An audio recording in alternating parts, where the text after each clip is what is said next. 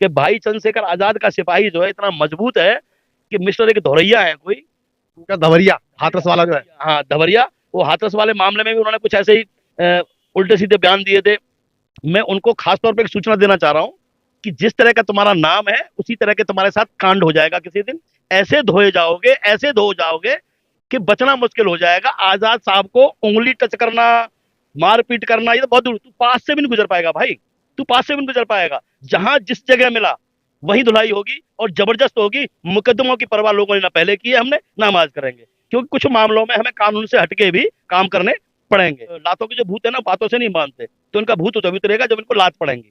और बहुत जल्दी समय आएगा कि ये जहां भी मिलेंगे, खासतौर पर हरियाणा में कहीं भी प्रवेश किया, और मैं तो भाई को कह रहा हूँ भैया, दिल्ली जाने से पहले फरीदाबाद का बॉर्डर पड़ता है, एक बार फरीदाबाद में मिल लियो, विजय कृष्ण मेरा नाम है, और मुझसे संपर्क कर लियो। और अकेला ही घूमता हूँ, गाड़ी में कोई सामान भी नहीं है, तुम्हारे में तो लाठी डंडे हथियार पड़े रहते होंगे, मेरी में वो भी नहीं होता है। मैं और अकेला ही बहुत हूँ तेरे लिए। मेरी तो उम्र भी काफी ज्यादा हो गई, बच्चे भी बहुत है, लेकिन मैं भी तेरा मुकाबला कर सकता हूँ। इतना जबरदस्त करूंगा कि जिंदगी में याद रखेगा। उनकी दुकानदारी पे चोट मारी है भाई चंद्रशेखर ने। ये बहुत बड़ा व्यापार है, बहुत बड़ा व्यापार है। लोगों को धर्म के, अफीम से बड़ा धंधा है ये, अफीम से बड़ा धंधा। और नशा भी इसका अफीम से भी ज्यादा है। आप ये सोचिए कि जिस व्यक्ति के धर्म के धंधे पर चोट पड़ रही होगी, वो क्या क्या अनकल नहीं बोलेगा। जो संत है ना, जिस तरह के मूड काट के, मूड काटना तो बहुत दूर की बात है भाई, तुमने कितने मूड काटे हैं। तुमने पाप कर्म किए तो तुम्हारे ऐसे संत जेलों में पड़े हुए हैं। भाई चंद्रशेखर आजाद जी ने, माननीय सांसद जी ने गलत क्या कह दिया। अभी तक भी इनके जितने भी संत हैं वो एक ही बात तो कहते आए हैं कि गंगा में आकर के पाप धो लीजिए, गंगा में आकर के पाप धो लीजिए। तो जब गंगा में पाप धुलते हैं तो भाई चंद्रशेखर ने कहा भाई मैं तो पापी नहीं हूं, जो पापी होंगे वो जाएं। वैसे भी हमारे जो संत हैं, संत रविदास जी ने कहा कि मन चंगा तो कटौती में गंगा। संत कबीर जी हैं, उन्होंने भी एक बात कही थी कि मलमल धोए शरीर को, धोए न मन का मैल, नहाए गंगा गोमती, रहे बैल के बैल। तो इनके बारे में क्या तो बोला जाए। धमकियां ऐसे दे रहे, उनमें से एक समाज का ही है कोई व्यक्ति। हाँ, मैं तो एक लानत तो एक देता तो हूँ। आप ही समाज का व्यक्ति है, वो ये कह रहा है कि मैं कर्म से ब्राह्मण हूँ, जी और जी। पता नहीं क्या अनाप शनाप बातें बोल रहा है, और कह रहा है जब मेरे लगवा ले अस्सी अस्सी। वो कर्म से ब्राह्मण, और कभी क्षत्रिय, और वो मिक्सअप है। एक्चुअल में वो मिक्सअप है, वो कंफ्यूज है कि वो है किस जाति का। और हाँ, वो है किस जाति का, हो सकता है कि 10-20 हज़ार रुपए लेके और बोलने का मौका उसे मिल गया हो। और उनमें से कुछ लोग ऐसे हैं, क्योंकि आज की डेट में सिर्फ भारत में नहीं, भाई चंद्रशेखर की आजाद पूरे विश्व में जानी जाती है। उनके कार्यों को लेके, उनका जो संगठन है भीम आर्मी भारत एक्ट, उसको लेकर के पूरे विश्व में उनकी अपनी एक पहचान है। और इसीलिए कुछ लोग सस्ती लोकप्रियता पाने के लिए भाई चंद्रशेखर का नाम लेकर के, उनको अलगल शब्द बोल करके, उल्टे सीधे शब्द बोल करके ख्याति प्राप्त करना चाहते हैं। लेकिन उन्हें यह जानकारी नहीं है कि भाई चंद्रशेखर आजाद का सिपाही जो है इतना मजबूत है कि मिस्टर एक धौरैया है कोई। उनका धवरिया हाथरस वाला जो है। हाँ धवरिया, वो हाथरस वाले मामले में भी उन्होंने कुछ ऐसे ही उल्टे सीधे बयान दिए थे। मैं उनको खास तौर पे एक सूचना देना चाह रहा हूँ कि जिस तरह का तुम्हारा नाम है उसी तरह के तुम्हारे साथ कांड हो जाएगा किसी दिन। ऐसे धोए जाओगे, ऐसे धो जाओगे कि बचना मुश्किल हो जाएगा। आजाद साहब को उंगली टच करना, मारपीट करना, ये तो बहुत दूर, तू पास से भी नहीं गुजर पाएगा भाई। तू पास से भी नहीं गुजर पाएगा। सस्ती लोकप्रियता पाने के लिए तूने सब जो ये बोले हैं ना शब्द, इनको जल्दी जल्दी माफी मांग ले, वरना सभी लोग आक्रोशित है। जहां जिस जगह मिला वहीं धुलाई होगी और जबरदस्त होगी। मुकदमों की परवाह लोगों ने ना पहले की है, हमने ना आज करेंगे, क्योंकि कुछ मामलों में हमें कानून से हटके भी काम करने पड़ेंगे। ये जब तक नहीं सुधरेंगे, इनको सुधारना पड़ेगा, क्योंकि बाबा साहब ने कहा था जो अधिकार मांगने से न मिले ना, तो उन्हें छीनना पड़ता है। तो जो लोग बातों के जो लातों के जो भूत है ना, बातों से नहीं मानते, तो इनका भूत तभी उतरेगा जब इनको लात पड़ेंगी। और बहुत जल्दी समय आएगा कि ये जहां भी मिलेंगे, खासतौर पर हरियाणा में कहीं भी प्रवेश किया, और मैं तो भाई को कह रहा हूँ भैया, दिल्ली जाने से पहले फरीदाबाद का बॉर्डर पड़ता है, एक बार फरीदाबाद में मिल लियो, विजय कृष्ण मेरा नाम है, और मुझसे संपर्क कर लियो। संपर्क नंबर भाई साहब से ही मिल जाएगा, इनसे ले लेना, और पूरे फरीदाबाद में नाम ही पूछ लेना विजय कृष्ण। हर एक कोई बता देगा, जगह ही बता देगा, मैं कहाँ बैठता हूँ, कहाँ रहता हूँ।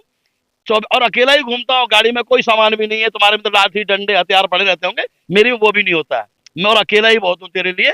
मेरी तो उम्र भी काफी ज्यादा हो गई, बच्चे भी बहुत है, लेकिन मैं भी तेरा मुकाबला कर सकता हूँ। इतना जबरदस्त करूंगा कि जिंदगी में याद रखेगा। अच्छा, जो हिंदू धर्म गुरु हैं वो भी कहीं ना कहीं इस बयानबाजी में आगे हैं, और चंद्रशेखर के लिए जो है ये तक कहा कि ऐसे सांसद का तो मूड काट के गंगा में फेंक देना चाहिए। तो एक धर्म गुरु की ऐसी भाषा है। उनकी दुकानदारी पे चोट मारी है भाई चंद्रशेखर ने। ये बहुत बड़ा व्यापार है, बहुत बड़ा व्यापार है। लोगों को धर्म के अफीम से बड़ा धंधा है ये, अफीम से बड़ा धंधा। और नशा भी इसका अफीम से भी ज्यादा है। आप ये सोचिए कि जिस व्यक्ति के धर्म के धंधे पर चोट पड़ रही होगी वो क्या क्या अनकल नहीं बोलेगा। क्योंकि लोग अगर जागरूक हो गए, आज समाज जागरूक है ना, बाबा साहब के द्वारा, संतों के द्वारा, हमारे जो बहुजन समाज के संत हैं उन्होंने जो जागरूक किया है, तो आज जागरूक है। नहीं जाते, वो नहीं जाते मंदिरों में, नहीं जाते हैं इनमें गंगा वंगा स्नान करने, वो मानते नहीं इन चीजों को। तो इनको लग रहा है कि भाई जो लोग समाज के अभी भी मंद बुद्धि हैं, जो आज भी बाबा साहब को न मान करके इनके ढकोसलों पर जाते हैं, मार भी खाएंगे, मंदिरों में प्रवेश भी नहीं मिलेगा, लेकिन फिर भी वहां पर जाएंगे।